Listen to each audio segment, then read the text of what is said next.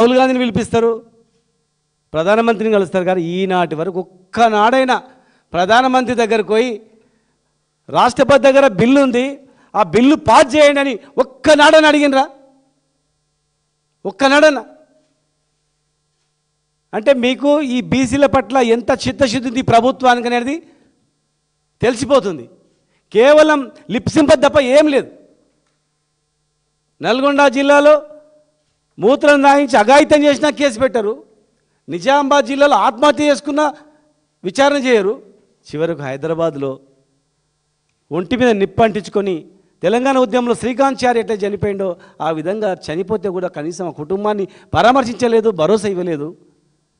ఇక్కడ చావులు అర్ధనాదాలు జరుగుతుంటే అక్కడ ఫుట్బాల్ మ్యాచ్లు జరుగుతూ ఉన్నాయి.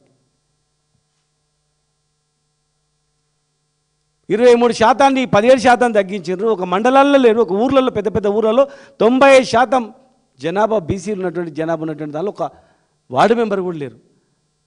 అంటే ఇష్టానుసారంగా ఇష్టం వచ్చిన రీతిలో రిజర్వేషన్లు పెడుతూ ఉన్న రిజర్వేషన్లు తగ్గిస్తూ జనగణనలో బీసీల సంఖ్య తక్కువ చూపిస్తూ అవమానాలు పరుస్తూ ఇక్కడ చావులు అవుతుంటే, కొట్లాటలు అవుతుంటే అక్కడ మ్యాచ్లు అవుతూ ఉన్నాయి, ఫుట్బాల్ మ్యాచ్లు అవుతూ ఉన్నాయి, వినోదాలు అవుతూ ఉన్నాయి, విందులు వినోదాలు అవుతూ ఉన్నాయి. ఓట్లు కావాలి బీసీలై, సీట్లు వాళ్ళకి కావాలి, ఓట్లు వీళ్ళకి కావాలి. ఇలా ఒక్కటే మేము తెలియజేస్తూ ఉన్నాం. రాహుల్ గాంధీ గారు వచ్చిండ్రు, మీరు మొన్న పోయి పవర్ ప్లాంట్ ప్రజెంటేషన్ ఇచ్చారు కదా, ఇవాళ పెట్టండి ఏ జిల్లాల్లో ఎంత పర్సెంటేజ్ ఇచ్చిండ్రు, జనాభా ఎంత, వాళ్ళకి ఇచ్చిన బీసీ రిజర్వేషన్ ఎంత. అంటే రాహుల్ గాంధీ రోల్ మోడల్ తెలంగాణ అనేది దేశానికి ఇదేనా? వచ్చిండు మ్యాచ్కు, ఇది కూడా చూపించండి. రేపు ఎక్కడో దగ్గర హోటల్లో పెడతారా లేకపోతే ఇంకెక్కడ పెడతారా పెట్టి చూపించండి. ఏ జిల్లాలో ఎంత ఇచ్చిండ్రు, ములుగులో ఎంత ఇచ్చిండ్రు, ఖమ్మంలో ఎంత ఇచ్చిండ్రు, నాగర్కర్నూలులో ఎంత వచ్చింది, ఏ జిల్లాలో ఎంత పర్సెంటేజ్ వచ్చింది, గతంలో ఇచ్చిందంత, ఇప్పుడు ఇచ్చిందంత. ఇది రాహుల్ గాంధీ గారి మోడలా? దేశానికి ఆదర్శమా? మేమెంతో మీకంత అంటే మేము గింతనా, మేమింత మీకంతనా?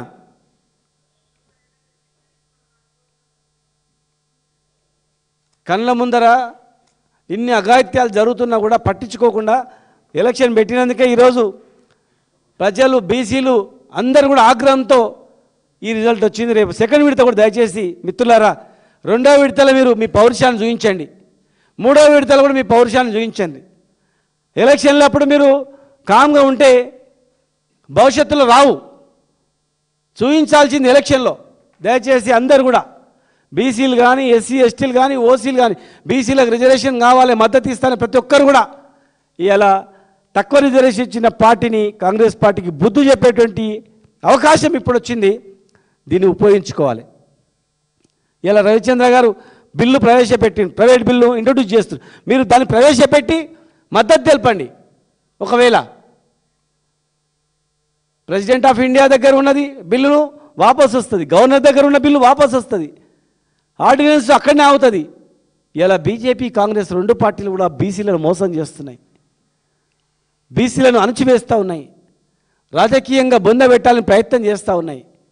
కనుక మీరు వాళ్ళని బొందబెట్టే కార్యక్రమాన్ని పూనుకోవాలి. ఖచ్చితంగా రేపు ఎవరు తెలుస్తుంది. పార్లమెంట్లో నిజంగా మీకు చిత్తశుద్ధి ఉంటే కనీసం ఎంపీలు, ప్రధానమంత్రి కూడా మీకు బీజేపీ ఎంపీలకు క్లాస్ ఇచ్చిండు కదా, మరి మీరు కనీసం మీ పౌరుషాన్ని బీసీ బిల్లు ఎందుకు పెట్టలేదు, ఎందుకు రాలేదని చెప్పి నిలదీయండి. బీసీల గురించి పార్లమెంట్లో మాట్లాడండి. కాంగ్రెస్ ఎంపీలు కూడా మీరు అడగండి.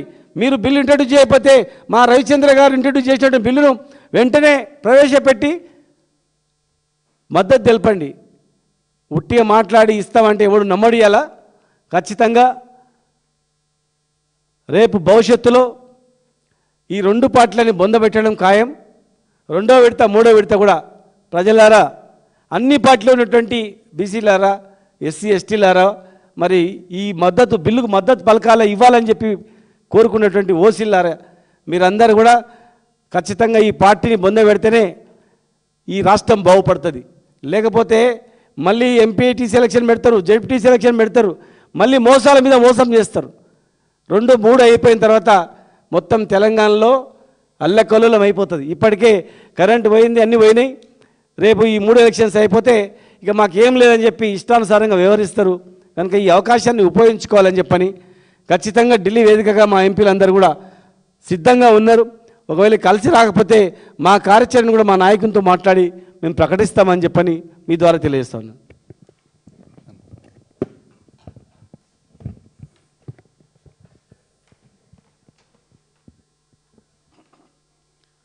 బీఆర్ఎస్ పార్టీ సీనియర్ నాయకులకు, సహచర మిత్రులకు, పత్రికా ప్రతినిధులందరికీ హృదయపూర్వక నమస్కారాలు. 2023 అసెంబ్లీ సాధారణ ఎన్నికలకు ముందు కాంగ్రెస్ పార్టీ తెలంగాణ రాష్ట్రంలో ఉండేటువంటి బీసీలకు స్థానిక సంస్థలలో 42% రిజర్వేషన్ ఇస్తామని, అదేవిధంగా 5 సంవత్సరాల పరిపాలనలో ప్రతి సంవత్సరం 20,000 కోట్ల నిధులు కేటాయింపేస్తామని చెప్పని, ఉద్యోగాలలో, విద్యలో, అన్నిటి కాంట్రాక్టులలో కూడా ఇస్తామని చెప్పని తెలంగాణలో బీసీలను నమ్మించడం జరిగింది. ఆ నమ్మకంకు అనుగుణంగా కాంగ్రెస్ పార్టీకి అధికారం అప్పచెప్తే 100 రోజుల్లోనే ఇవన్నీ అమలు చేస్తామనేటువంటి మాట స్పష్టంగా ఇవ్వడం జరిగింది. కానీ వాళ్ళ అమలును ఆచరణ